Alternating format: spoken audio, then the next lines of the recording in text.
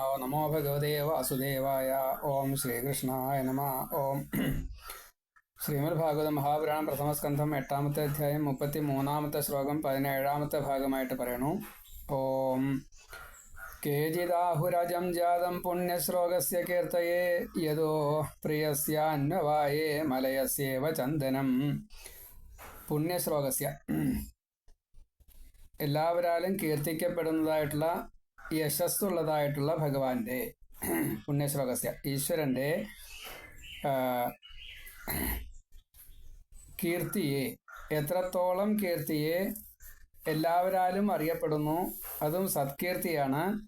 അങ്ങനെയുള്ള പ്രിയസ്യ പ്രിയനായിട്ടുള്ള യദോഹു യദുവിൻ്റെ അന്വവായെ ആ കുലത്തില് മലയസ്യ മലയപർവ്വതത്തിൻ്റെ കീർത്തിക്ക് ചന്ദനം ഇവ. മലയപർവ്വതത്തിൻ്റെ ഏറ്റവും വലിയ പ്രത്യേകത അത് ചന്ദനക്കാട് ആണ്. ചന്ദനക്കാട് ഫുള്ളായിട്ട് ചന്ദനാണ്. വല്ലപ്പോഴും വല്ല മരങ്ങളുണ്ടോയെന്ന് വെച്ചില്ല. ബാക്കിയുള്ള ഒക്കെ മലയപർവ്വതത്തിന് പേര് വരാനുള്ള കാരണം തന്നെ ചന്ദനക്കാട് എന്നുള്ളതുകൊണ്ടാണ്. ആ മലയപർവ്വതത്തിൻ്റെ ചന്ദനത്തിൻ്റെ പ്രശസ്തി പോലെ അജം ജനനമില്ലാത്തതായിട്ടുള്ള അങ്ങയെ ജാതം ജനിച്ചതായിട്ട് കേജിത് ആഹു ചിലര് പറയുന്നു. ഇപ്പൊ ലോകത്തെ മോഹിപ്പിക്കുകയാണ് ഭഗവാൻ. അപ്പൊ അങ്ങയുടെ യഥാർത്ഥത്തിലുള്ള ഭഗവത് തത്വത്തെ അറിയാത്തത് കൊണ്ട് ജനങ്ങൾ മോഹിക്കണം. അങ്ങക്ക് യുധിഷ്ഠിരൻ തൊട്ടുള്ള പാണ്ഡവന്മാർക്ക് കീർത്തിയെ കൊടുക്കുന്ന ഒരു പ്രത്യേക ഭാവം ഉണ്ട്. അതുകൊണ്ടാണ് ഈ കുരുക്ഷേത്ര യുദ്ധത്തിൽ അർജുനന് കീർത്തി കൊടുത്തു, ഭഗവാനാണൊക്കെ ചെയ്തത് എങ്കിലും അങ്ങനെയുള്ള ഈ ഭഗവാന്റെ കീർത്തിയെ ഈ വർദ്ധിപ്പിക്കുന്ന ആ ഒരു സമ്പ്രദായം അല്ലെങ്കിൽ അതിൻ്റെ ആ ഒരു ഭാവം മലയപർവ്വതത്തിൻ്റെ കീർത്തിയെ വർദ്ധിപ്പിക്കുന്ന ചന്ദനമരത്തിൻ്റെ സുഗന്ധം പോലെ. മലയപർവ്വതത്തിന് ഈ കീർത്തിൻ്റെ യശസ് ഉണ്ടാവാനുള്ള കാരണം എന്താ? അവിടെ ചന്ദനക്കാടാണ്. അതുകൊണ്ടാണ് ആ ചന്ദനക്കാടില്ലെങ്കിൽ മലയപർവ്വതത്തിന് പ്രത്യേകിച്ച് കീർത്തിയൊന്നുമില്ല. കാരണം ഉയരം കൊണ്ട് അത്രയേ ഉള്ളൂ, മറ്റു കാര്യങ്ങളൊക്കെ അത്രയേ ഉള്ളൂ. പക്ഷെ ആ ചന്ദനമരം ഉണ്ടാവാനുള്ള പുണ്യം ആ മലയപർവ്വതത്തിനുണ്ട്. അതുകൊണ്ട് ചന്ദനം അവിടെ ഉണ്ടായി. ചന്ദനം അവിടെ ഉണ്ടായപ്പോൾ മലയപർവ്വതത്തിന് കീർത്തിയായി. അതാണ്. അങ്ങനെ കീർത്തി ഇതേപോലെ ഇല്ലാത്ത കീർത്തിയെ ഉണ്ടാക്കി കൊടുക്കുക. പാണ്ഡവർക്ക് കീർത്തിയെ ഉണ്ടാക്കി കൊടുത്തത് ഭഗവാനാണ്. അങ്ങനെ ജനനമില്ലാത്തതായിട്ടുള്ള ഭഗവാൻ ജനിച്ച് യാദവംശത്തിൽ അവതരിച്ച് ഈ കീർത്തിയെ ഭഗവാൻ ഉണ്ടാക്കി കൊടുത്തു. ഭഗവാൻ പാണ്ഡവർക്ക് ഉണ്ടാക്കി കൊടുത്തു. ഭഗവാൻ അവതരിച്ചു യാദവനായിട്ട് എന്ന് ധരിക്കുന്നത് പോലും വേണ്ടത്ര ജ്ഞാനം ഇല്ലാത്തത് കൊണ്ടല്ലേ എന്നാണ് കുന്തി ചോദിക്കുന്നത്. അപ്പൊ കൃഷ്ണന്റെ ഈ അവതാര നാട്യം ശരിക്കും നാടകം തന്നെയാണ്, വിഡംബനം തന്നെയാണ്, നാട്യം തന്നെയാണ് എന്ന് കുന്തി കൃഷ്ണനോട് പറയാണ്. കേജിത് ആഹു ചിലര് പറയണു എന്താ പറയണത്? അജം ജാതം ജനിക്കാത്തയാള് ജനിച്ചു, ജനനമില്ലാത്തയാള് ജനിച്ചു. പുണ്യശ്ലോകസ്യ കീർത്തയെ പുണ്യശ്ലോകൻ ആയിട്ടുള്ള ആ ഭഗവാന്റേതായിട്ടുള്ള കീർത്തിയെ, യശസ്സിനെ, പുണ്യശ്ലോകൻ എന്ന് പറഞ്ഞാൽ തന്നെ കീർത്തിയുള്ള ആളെന്നായി. അപ്പോൾ ഒരു വീണ്ടും കീർത്തിയെ എന്ന് പറയാൻ. യദോഹോ യാദവ വംശത്തിൻ്റെ യദുവിൻ്റെ പ്രിയനായിക്കൊണ്ട് അന്വവായെ ആ പ്രിയത്തിനായിക്കൊണ്ട് യദുവിൻ്റെ പ്രിയത്തിനായിക്കൊണ്ട് ഭഗവാൻ അതില് ജനിച്ചു, ആ വംശത്തിൽ ജനിച്ചു, യാദവനായിക്കൊണ്ട് ജനിച്ചു. അത് എങ്ങനെയാണ് ജനിച്ചതിനെ ഉപമിച്ചത്? മലയസ്യ ഇവ ചന്ദനം. മലയപർവ്വതത്തിന് ചന്ദനം എപ്രകാരത്തിലാണോ കീർത്തിയെ കൊടുത്തത് അതേപോലെ ചന്ദനക്കാട്. അപ്പോൾ മലയപർവ്വതത്തിൽ ചന്ദനം ഉണ്ടായപ്പോൾ എത്രത്തോളം കീർത്തി ഉണ്ടായോ അതേപോലെ യദുവിന് കീർത്തിയെ കൊടുത്തു യാദവനായിട്ട് ഭഗവാൻ ജനിച്ചു കഴിഞ്ഞപ്പോൾ. അപ്പോൾ ഭഗവാൻ ശരിക്കും അവതരിച്ചു എന്നുള്ളത് സത്യമല്ല. അങ്ങനെ പറയാൻ പറ്റുമോ? ഭഗവാൻ അവതരിച്ചിട്ടുണ്ട്, പക്ഷെ ഇതെല്ലാം മിഥ്യയാണ്.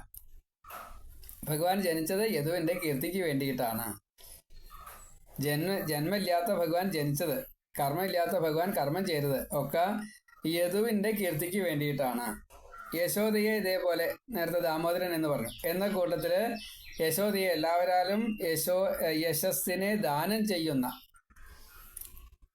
ആ ഒരു രീതിയിൽ എത്തിച്ചേർത്തു. അവതാരം കൊണ്ടാണ്. അവതാരം ഇല്ല ഭഗവാന്, എന്നിട്ടാണ് ഇങ്ങനെ ഉണ്ടായത്. ഇനി അടുത്തത് പറയാൻ പോകുന്നത് വസുദേവരുടെ ആവശ്യപ്രകാരം, പിന്നെ ബ്രഹ്മാവിൻ്റെ ആവശ്യപ്രകാരം, അതേപോലെ കലിദോഷം തീർക്കാൻ വേണ്ടിയിട്ട് ഈ ദുഷ്ടരായിട്ടുള്ള രാജാക്കന്മാരെ മുഴുവൻ വധിക്കാൻ വേണ്ടിയിട്ട്, ഭൂമിയുടെ ഭാരം ഇല്ലാതാക്കാൻ വേണ്ടിയിട്ട് ഭഗവാന്റെ അവതാര ഉദ്ദേശം അനവധിയുണ്ട്. കാരണം ഇനി ഘോര കലിയാണ് വരാൻ പോകുന്നത്. ഇനി ഭഗവാൻ വേണം ഈ ഭാഗവതത്തിലേക്ക് മറയാനായിട്ട്, ഭാഗവതത്തിൽ പ്രത്യക്ഷ കൃഷ്ണ ഏവഹിയായിട്ട് ഉദ്ധവന്റെ പ്രേരണയ്ക്കനുസരിച്ച് ചേരാനായിട്ട്. ഇതൊക്കെ ഭഗവാന്റെ അവതാര ഉദ്ദേശങ്ങളാണ്, അനവധിയാണ്. അതുകൊണ്ടാണ് പരിപൂർണതമനായിട്ട് ഭഗവാൻ വന്നത്. കംസനെ കൊല്ലാൻ വേണ്ടിയിട്ടാണ് വന്നത്. പലതുമുണ്ട്. അപ്പം അതിലത്തെ ഒരു കാര്യം പറയാണ്, തുടക്കാണത്. കേജിത് ആഹുഹു അജം. ചിലര് ഇതേപോലെ തന്നെ പറഞ്ഞു. കേജിത് ആഹുഹു വേണ്ട, ആഹു അജം. ആഹുഹു എന്താ പറഞ്ഞത്? അജം ജാതം. ഇങ്ങനെ പറഞ്ഞു. ആഹു എന്ന് പറഞ്ഞാൽ തന്നെ ആയി, അതാണ് ആഹുഹു. പറയപ്പെടുന്നു, അപ്പം നൗണായിട്ട് കുറച്ച്. ഏതായാലും അങ്ങനെ പറയപ്പെട്ടു. എന്താ പറയപ്പെട്ടത്? ജാതം, ജനിച്ചു. അജം ജാതം. ആരാ ജനിച്ചത്? ജന്മമില്ലാത്തയാൾ ജനിച്ചു. പുണ്യശ്ലോകസ്യ കീർത്തയെ. അപ്പോൾ പുണ്യശ്ലോകനായിട്ടുള്ള ഭഗവാന്റേതായിട്ടുള്ള ഒരു പ്രവൃത്തിയാണ് ഈ കീർത്തി ദാനം ചെയ്യൽ. ആർക്കാണ് കീർത്തി ദാനം ചെയ്തത്? യദുവിന് കീർത്തി ദാനം ചെയ്യാൻ. യാദവനായിട്ട് ഭഗവാൻ വന്നു കഴിഞ്ഞപ്പോൾ യദുവിനാ കീർത്തി കിട്ടിയത്. അതാണ്. അപ്പോൾ അങ്ങനെ പുണ്യശ്ലോകസ്യ, ഭഗവാന്റേതായിട്ടുള്ള കീർത്തിയാണ് ശരിക്ക് പുറമേക്ക് വരിക. എങ്കിലും അത് യാദവൻ എന്ന് പറയുന്നത് കൊണ്ട് യദുവിനു കൂടി അതിൻ്റെ കീർത്തി കിട്ടി. അങ്ങനെയുള്ള യദോഹോ പ്രിയസ്യ, യദു മഹാരാജാവിൻ്റെ പ്രിയത്തിന് വേണ്ടിയിട്ട് അന്വവായെ, ആ കുലത്തിൽ അങ്ങോട്ട് ജനിച്ചു. അജം ജാതം, ജന്മമില്ലാത്തതായിട്ടുള്ള ഭഗവാൻ ജനിച്ചു. അത് ഇപ്രകാരത്തിലാണ്. മലയസ്യ ഏവ ചന്ദനം. മലയപർവ്വതത്തിൽ ഈ ചന്ദനം, മലയസ്യ ഇവ ചന്ദനം, ഏവ വേണ്ട, ഇവ, മലയസ്യ ഇവ ചന്ദനം.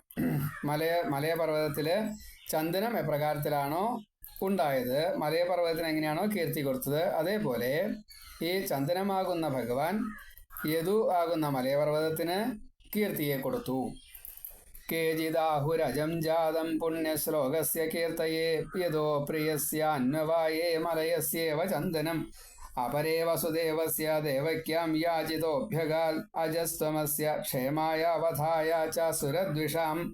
അജഹ, ജന്മമില്ലാത്തതായിട്ടുള്ള ഭഗവാൻ, ത്വം അസ്യ, ഈ ലോകത്തിൻ്റെ, ക്ഷേമായ, ക്ഷേമത്തിനായിക്കൊണ്ട്, സുരദ്വിഷാം, ദേവശത്രുക്കളുടെ, സുരന്മാര് ദേവൻ, ദ്വിഷാം എന്ന് പറഞ്ഞാൽ ശത്രു, ഈ ശത്രുതാഭാവം, ദ്വേഷിക്കുക. സുരദ്വിഷാം, ദേവശത്രുക്കളായിട്ടുള്ള ദുഷ്ടന്മാരായിട്ടുള്ള അസുരന്മാരുടെ, രാക്ഷസന്മാരുടെ, അവരുടെ മർത്യഭാവമാണ്. അവർ രാജാക്കന്മാരായിട്ട് ജനിച്ചിട്ടുണ്ട്. അവരുടെ വധായച്ച, വധത്തിന് ആയിക്കൊണ്ട്, യാചിത, പ്രാർത്ഥിക്കപ്പെട്ടു. ആര്? വസുദേവസ്യ, വസുദേവന്റെ ഭാര്യയായിട്ടുള്ള ദേവക്യാം, ദേവകിയില്, അഭ്യഗാത്, അവതരിച്ചു. അപരെ, മറ്റു ചിലർ ഇങ്ങനെ പറഞ്ഞു. അപ്പോൾ യാചിച്ചതാരാ? സജ്ജനങ്ങൾ യാചിച്ചു, ഭൂമി യാചിച്ചു, ദേവന്മാർ യാചിച്ചു, ബ്രഹ്മാവ് യാചിച്ചു. ഈ ദുഷ്ടത തീർക്കണം എന്ന് ഭഗവാനോട്. അതുകൊണ്ട് ഭഗവാൻ യാദവനായിട്ട് അവതരിച്ചു. ഇത് പറഞ്ഞു. അപരേ വസുദേവസ്യ, വേറെ ചിലർ യദുവിൻ്റെ കീർത്തി കൊടുക്കാനാണ്, യദുവിന് കീർത്തി കൊടുക്കാനാണ് എന്ന് ചിലവർ പറഞ്ഞു. ചിലവർ പറഞ്ഞത് അപരേ പറഞ്ഞത് വസുദേവസ്യ ദേവക്യ, വസുദേവര് ദേവകിയില്. വസുദേവര് കശ്യപനായിരുന്നു, ദേവകി അതിഥിയായിരുന്നു. അപ്പോൾ അവർ രണ്ടുപേരും ഭഗവാന്റെ ജന്മത്തെ വേണമെന്ന് ആഗ്രഹിച്ചവരാണ്, വരമായിട്ട് വാങ്ങിയിട്ടുണ്ട്. അപ്പോൾ അവർക്ക് വേണ്ടിയിട്ടാണ് അവർ യാചിച്ചപ്പോൾ അഭ്യഗാത് ഈ പ്രകാരത്തിൽ പറയപ്പെട്ടു. എന്താ പറയപ്പെട്ടത്? ഇങ്ങനെ വേണം എന്ന്, അവതാരം വേണം എന്ന നിലയ്ക്ക് മകനായിട്ട് പിറക്കണമെന്ന് ആവശ്യപ്പെട്ട് കഴിഞ്ഞപ്പോൾ അഭ്യഗാത്, അവതരിച്ചു. ഭഗവാൻ ജന്മം സ്വീകരിച്ചു. അപ്പോൾ ചിലവർ പറഞ്ഞു വസുദേവർക്ക് വേണ്ടിയിട്ട്, ദേവകിക്ക് വേണ്ടിയിട്ട് അവർ യാചിച്ചു കഴിഞ്ഞപ്പോൾ ഭഗവാൻ അവതാരം ചെയ്തു. അജഹാത്വം അസ്യ, അങ്ങനെ ഈ ജനിക്കാത്തതായിട്ടുള്ള ഭഗവാൻ അങ്ങ് അസ്യ ക്ഷേമായ, ഈ ഭൂമിയുടെ, അസ്യ എന്നുള്ളത് ഭൂമിയുടെ അല്ലെങ്കിൽ പ്രപഞ്ചത്തിൻ്റെ, ബ്രഹ്മാണ്ടത്തിൻ്റെ എല്ലാറ്റിൻ്റെയും, സാത്വിക ജനങ്ങളുടെ, സാത്വികരായിട്ടുള്ളവരുടെ, ഭക്തന്മാരുടെ, ബ്രാഹ്മണരുടെ, അപ്പോൾ ഇതിനൊക്കെ സാധ്യതയുണ്ട്. അതിൻ്റെ ക്ഷേമത്തിന് വേണ്ടിയിട്ട്. അതേപോലെ വധായ ച ദൈത്യാന, സുരദ്വിഷം എന്ന് വെച്ചാൽ ദൈത്യാന, സുരദ്വിഷന്മാർ, സുരരെ വിദ്വേഷിക്കുന്നവർ അസുരന്മാരാണ്, ദൈതയന്മാരാണ്. ദിതിയുടെ പുത്രരാണ്. അപ്പോൾ ഈ ആസുര രാക്ഷസ തമോ ഗുണികളെ മുഴുവൻ ഇല്ലാണ്ടാക്കാൻ വേണ്ടിയിട്ട്, ദുഷ്ടരായിട്ടുള്ള രാജാക്കന്മാരെ വധിക്കാൻ വേണ്ടിയിട്ട്, ഭൂമിയുടെ ഭാരം ഇല്ലാതാക്കാൻ വേണ്ടിയിട്ട് ഭഗവാൻ ഇങ്ങനെ യാദവനായിക്കൊണ്ട് ശ്രീകൃഷ്ണനായിക്കൊണ്ട് അവതാരം ചെയ്തു എന്ന് ചിലോര് പറയണു. അപരേ വസുദേവസ്യ ദേവക്യാം യാജിതോഭ്യകാൽ അജസ്ത്വമസ്യ ക്ഷേമായ വധായ ചാസുരദ്വിഷാം.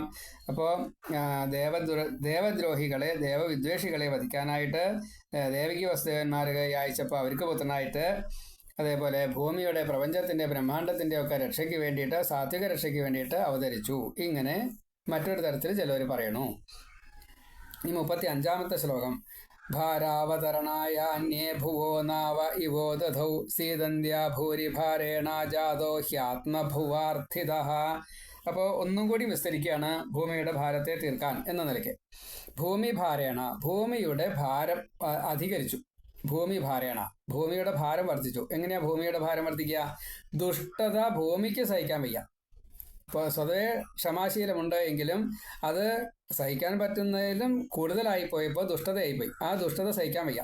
അതുകൊണ്ട് സീതന്ത്യ അങ്ങനെ തളർന്നിരിക്കുന്നു, സീതനം ചെയ്തിരിക്കുന്നു, തളർന്നിരിക്കുന്നു.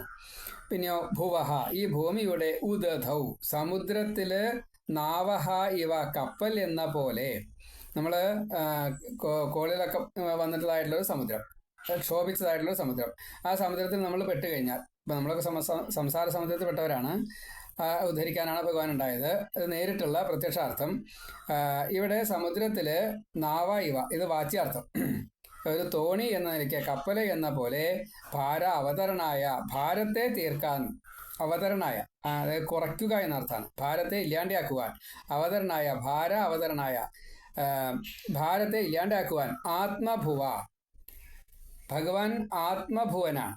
പരമാത്മാവിൽ നിന്നും ഉണ്ടായ, അതാണ് ആത്മഭുവൻ. പരമാത്മാവായിട്ടുള്ള നാരായണന്റെ നാഭിയിൽ, താമരയിൽ ഉണ്ടായതായിട്ടുള്ള ഭാവം ആത്മഭുവൻ. അത് മാത്രമല്ല സ്വയംഭുവനാണ്. സ്വയംഭുവായിട്ടാണ് ബ്രഹ്മാവ് ഉണ്ടായത്. അപ്പോൾ അങ്ങനെയുള്ള ഈ ആത്മഭുവൻ ബ്രഹ്മാവിനാൽ അർത്ഥിത, പ്രാർത്ഥിക്കപ്പെട്ടു. ജാതഹ, അതുകൊണ്ടാണ് ഭഗവാൻ അവതരിച്ചത്.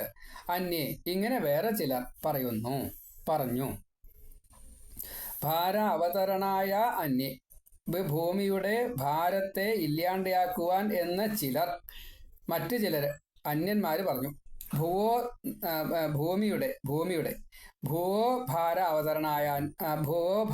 അവതരണായ അന്യേ, ഭൂമിയുടെ ഭാരത്തെ ഇല്ലാണ്ടാക്കുവാൻ വേണ്ടിയിട്ട് ചിലർ, അങ്ങനെയാണ് ഭഗവാന്റെ അവതാരത്തെ പറഞ്ഞത്. നാവ ഇവ ഉദധൗ, നമ്മൾ സമുദ്രത്തിൽ മുങ്ങി ഏതെങ്കിലും ഒരു ആപത്തിൽ പെട്ടുവെന്ന് കൂട്ടുക. ആ സമയത്ത് ഒരു കപ്പൽ വന്നിട്ട് നമ്മളെ രക്ഷിക്കുകയാണെങ്കിൽ, ഒരു തോണി വന്ന് നമ്മളെ പുഴയിൽ നിന്ന് രക്ഷിക്കുകയാണെങ്കിൽ, അത് ആ തോണി അവിടെ ഈശ്വരഭാവത്തിലാണ് വരിക. അങ്ങനെയുള്ള ഈ ആപൽഘട്ടത്തിൽ രക്ഷിക്കുന്നതായിട്ടുള്ള ഭാവം, മുങ്ങിത്താഴുന്ന ഒരാൾക്ക് ആശ്രയമായിട്ട് തോണി കിട്ടുന്നത് പോലെയുള്ളൊരു ഭാവം. സീതന്ത്യ ഭൂരിഭാരേണ, ഇത് തളരുക എന്നൊരവസ്ഥയുണ്ട്. ഇപ്പം നമ്മളൊക്കെ ഈ ചീത്തയാളുകൾ പലതും ചെയ്യുമ്പോൾ നമുക്ക് ഭാഗവതന്മാർക്ക് സഹിക്കാൻ പറ്റുന്നില്ല. നമ്മളെ നേരിട്ട് ബാധിക്കുന്നില്ല, അവർ ചെയ്യുന്നു, അവർ തന്നെ അതിൻ്റെ ശിക്ഷയും കാര്യങ്ങളൊക്കെ അനുഭവിക്കണു. നമുക്ക് സ്വതവേ നേരിട്ട് ബാധിക്കുന്നില്ല, പക്ഷേ പരോക്ഷമായിട്ട് നമ്മളെ ബാധിക്കുന്നുണ്ട്. അപ്പോൾ അവരിങ്ങനെ അനുഭവിക്കണമല്ലോ എന്നുള്ള വിഷമം കൂടി നമുക്ക് വരുന്നുണ്ട്. ചിലപ്പോൾ തെറ്റ് അവർ ചെയ്യണു, ശിക്ഷ അവർ വാങ്ങണു, നമ്മളെ നേരിട്ട് ബാധിക്കണില്ല, എന്നിട്ട് പോലും നമുക്ക് അത് സഹിക്കാൻ പറ്റുന്നില്ല.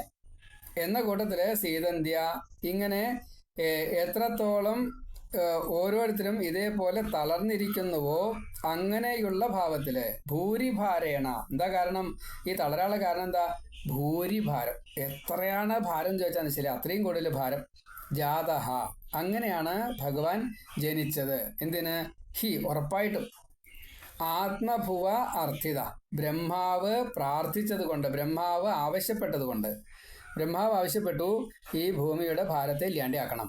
ഭൂമി തളർന്നിരിക്കുന്നു, സാത്വിക ജനങ്ങളൊക്കെ ക്ഷീണിതരായിരിക്കണു, അതുകൊണ്ട് അങ്ങ് അവതരിക്കണം, എന്നിട്ട് ആ ഭാരത്തെ ഇല്ലാണ്ടാക്കണം, ദുഷ്ടത ഇല്ലാണ്ടാക്കണം എന്ന് ചിലർ പറഞ്ഞു. അപ്പോൾ മറ്റു ചിലർ പറഞ്ഞു ഇങ്ങനെയാണ് ഭഗവാന്റെ അവതാരം ഉണ്ടായത്, ഭൂമിയുടെ ഭാരം തീർക്കാനാണ്, ദുഷ്ടന്മാരെ വധിക്കാനാണ്. ഭാരാവതരണായാന്യേ ഭുവോ നാവ ഇവോ ദധൗ സീതന്ത്യ ഭൂരിഭാരേണ ജാതോ ഹി ആത്മഭുവാർത്ഥിതാം. അപ്പോൾ മുങ്ങിത്താഴുന്ന ഒരാൾക്ക് കപ്പൽ കിട്ടിയ പോലെ വലിയ സന്തോഷമായി ഭഗവാന്റെ ഈ അവതാരം, ആ ലീലകളും. ഇനി 36-ാമത്തെ ശ്ലോകം. ഭവേസ്മിൻ ക്ലിശ്യമാനാനാം അവിദ്യാ കാമകർമ്മഭി ശ്രവണസ്മരണാർഹാണി കരിഷ്യന്നിധി കേചനാം. അസ്മിൻ ഭവേ, ഇങ്ങനെയുള്ള ഈ ഭവാർണവത്തില്, ഇങ്ങനെയുള്ള സംസാര സാഗരത്തില് അവിദ്യാ കാമകർമ്മഭി, അജ്ഞാനം കൊണ്ട് ആഗ്രഹിക്കുന്നതായിട്ടുള്ള ഭാവം, അതുകൊണ്ട് കർമ്മങ്ങൾ ചെയ്യുന്നതായിട്ടുള്ള ഭാവം. അവിദ്യാ കാമകർമ്മഭി, അജ്ഞാനം കൊണ്ട് അതേപോലെ ആഗ്രഹം കൊണ്ട് കർമ്മം ചെയ്യുക എന്ന ഭാവം. അതുകൊണ്ട് ക്ലിശ്യമാനാനാം, അതുകൊണ്ട് വളരെയധികം ക്ലേശിച്ചു. നമ്മളൊരു ലേശം കൂലി കിട്ടാൻ വേണ്ടിയിട്ട് ഒരുപാട് പണിയെടുക്കുന്നത് പോലെ ധാരാളമായിട്ട് പണിയെടുക്കുകയാണ്. ആ പണിയെടുക്കുന്നത് ആഗ്രഹം സാധിക്കാൻ വേണ്ടിയിട്ടാണ്. അതിൻ്റെ കാരണം അജ്ഞാനമാണ്, അറിവില്ലായ്മയാണ്. അപ്പോൾ ഫലം എന്താ? ക്ലേശിക്കുക, വളരെയധികത്തിൽ ബുദ്ധിമുട്ട് അനുഭവിക്കുക എന്നതാണ്. ശ്രവണസ്മരണ അർഹാണി, അവർക്ക് കേൾക്കാനും ശ്രവണം, സ്മരണം, ഓർമ്മിക്കാനും അർഹാണി, യോഗ്യങ്ങളായത്, അർഹത കൊടുക്കുക എന്നത്. അങ്ങനെ പല കർമ്മങ്ങളെയും കരിഷ്യൻ, ചെയ്തിട്ട് എന്ന് കേചന. അതായത് ഇപ്പം നമ്മൾ ഭവസാഗരത്തിലാണ്, ഈ സംസാര സാഗരത്തിലാണ് നമ്മളെ പോലെയുള്ളവർ. ഭവേ അസ്മിൻ, നമ്മളെ പോലെയുള്ള, എന്നാൽ ഭാഗവതന്മാരായിട്ട് നമ്മൾ പല സുഖങ്ങളും അനുഭവിക്കുന്നുണ്ട്, അത് വേറെ വിഷയം. എങ്കിലും നമ്മളെ പോലെയുള്ള ദുഃഖിതർക്ക്, ക്ലിശ്യമാനാനാം, ക്ലേശങ്ങളെ അനുഭവിക്കുന്നവർക്ക്, അവിദ്യ ഉള്ളവർക്ക്, അജ്ഞാനമുള്ളവർക്ക്, നിഷേധഭാവം അതേപോലെ സംശയമുള്ള ഭാവം, അതൊക്കെ നമ്മുടെ ഈ ദുഃഖത്തിന് കാരണമാണ്. അങ്ങനെ ദുഃഖം അവിദ്യ കാരണം കൊണ്ടുണ്ട്. പിന്നെയോ ഇനി കാമം, ആഗ്രഹങ്ങൾ, അത് വേണം ഇത് വേണം എന്ന് തോന്നുക. ഇത് തോന്നാതിരിക്കണം, അതിന് ഭഗവാനെ ആശ്രയിക്കണം. അപ്പോൾ അതിനു വേണ്ടിയിട്ട് കർമ്മഭിഹി, നമ്മൾ സദാസമയത്തും കർമ്മം ചെയ്തുകൊണ്ടേയിരിക്കുക. അത് കിട്ടണം ഇത് കിട്ടണം വിചാരിച്ചിട്ടുള്ള ആഗ്രഹം കാരണം നമ്മൾ കർമ്മം ചെയ്തുകൊണ്ടേയിരിക്കുക. അപ്പോൾ കർമ്മഠന്മാർക്ക് എന്നർത്ഥമാണ് ഇവിടെ കർമ്മഭി എന്നുള്ളതാണ്. നമ്മൾ കർമ്മഠത്വമുള്ളവരാണ്. രാവിലെ നേരത്തെ നീട്ട് എന്തൊക്കെയോ ചെയ്ത് കൂട്ടണം, പലതും ചെയ്ത് കൂട്ടണ്ട. ഞാൻ ആ സഹസ്രനാമം ജപിക്കാൻ പറ്റിയില്ല, ആകെ പ്രശ്നമായി. നമുക്ക് അങ്ങനെ കർമ്മഠത്വം ധാരാളമുണ്ട്. ഒരു ദിവസം കൊണ്ട് ചെയ്തിട്ടില്ല വെച്ചാൽ എന്താണാവോ സംഭവിക്കുക എന്നൊരു തോന്നലുണ്ട് നമുക്ക്. എന്താ കാരണം? നമ്മുടെ കർമ്മം നമുക്ക് ദോഷമായിട്ട് വന്നതിനെ പരിഹരിക്കാനുള്ള ഉപായമായിട്ട് ഈ മനുഷ്യ ശരീരം കിട്ടിയിട്ടും അത് ചെയ്യാൻ സാധിച്ചില്ലല്ലോ എന്നുള്ള കുറ്റബോധമാണ്. അപ്പോൾ അതൊരു കർമ്മഠത്വമാണ്. അപ്പോൾ നമ്മൾ പരിപൂർണമായിട്ടും അതിനേക്കാൾ കൂടുതൽ മറ്റെന്തെങ്കിലും സത്കർമ്മം ചെയ്തിട്ടുണ്ടെങ്കിലും അതിനേക്കാൾ പ്രാധാന്യം നിത്യമായിട്ട് ഒരേ സമയത്ത് ചെയ്യുന്ന ഈ സഹസ്രനാമ ജപം അത് തപസ്സാണ്, തപസ്സിന് വിഘ്നം വന്നു എന്ന തോന്നലിൽ നമ്മളെത്തി. അതാണ് കർമ്മഭി. അപ്പം ഇങ്ങനെ കർമ്മഭി, ഇതൊക്കെ കർമ്മഠന്മാരുടെ ഈ ന്യൂനത കൂടി പരിഹരിക്കാൻ ഭഗവാൻ ശ്രവണ, ഇത് കേട്ടാൽ മതി, ഭഗവാന്റെ ലീലകളെ കേട്ടാൽ മതി. സ്മരണ, ഭഗവാന്റേതായിട്ടുള്ള ഈ ഓരോ ലീലകളെയും ഓർത്ത് മനനം ചെയ്ത് സ്മരിച്ചാൽ മതി. അർഹാണി, ഇതിന് അർഹത ഭാഗവതന്മാരായിട്ടുള്ള നമ്മളെ പോലെയുള്ളവർക്കുണ്ട്. നമ്മളിപ്പോൾ ഭാഗവതം കേട്ടുകൊണ്ടിരിക്കുക, ഞാൻ ഭാഗവതം പറഞ്ഞുകൊണ്ടിരിക്കുക. അപ്പോൾ ഇതിനുള്ള അർഹത ഭഗവാൻ തന്നതുകൊണ്ടാണ് നിങ്ങൾക്ക് കേൾക്കാനും എനിക്ക് പറയാനും സാധിക്കുന്നത്. അല്ലെങ്കിൽ ഇത് രണ്ടും പറ്റില്ല. അതിനുള്ള സൗകര്യങ്ങൾ ഉണ്ടാക്കി തന്നത് ഇന്നത്തെ ആധുനിക ശാസ്ത്രം ആണ്. ആകാശത്തേക്ക് നമ്മൾ ഇവിടുന്ന് വിട്ടതായിട്ടുള്ള ഉപഗ്രഹങ്ങളുടെ സഹായത്തോട് കൂടിയിട്ട് വലിയ വലിയ സാങ്കേതിക വിദ്യകൾ, വലിയ വലിയ മഹാത്മാക്കൾ കണ്ടുപിടിച്ചത് കൊണ്ട് മൊബൈൽ നമുക്ക് കിട്ടി. ഈ ഒരു പ്ലാറ്റ്ഫോം നമുക്ക് കിട്ടി. യൂട്യൂബായാലും വേണ്ടില്ല, വാട്സപ്പായാലും വേണ്ടില്ല, അങ്ങനെയൊരു പ്ലാറ്റ്ഫോം നമുക്ക് കിട്ടി. എല്ലാവരും കൂടിയിട്ട് സംയോജിക്കാൻ, എപ്പോൾ വേണിച്ചാൽ തമ്മിൽ യോജിപ്പിക്കാൻ സാധിക്കും. അമേരിക്കയിലാണെച്ചാൽ അർദ്ധരാത്രിയിലാണ് ഈ യൂട്യൂബിലുള്ള ഇത് കേൾക്കുക. സാങ്കേതിക വിദ്യ അത് എത്രയോ ആളുകളുടെ പരിശ്രമ ഫലമായിട്ടാണ് കിട്ടിയത്. അവരൊക്കെ ഈശ്വരഭാവമുള്ളവരാണ്, മഹാഋഷികളാണ്. ആ ഋഷികളെ നമ്മൾ ഋഷികളായിട്ട് കാണില്ല, നമ്മുടെ തെറ്റാ.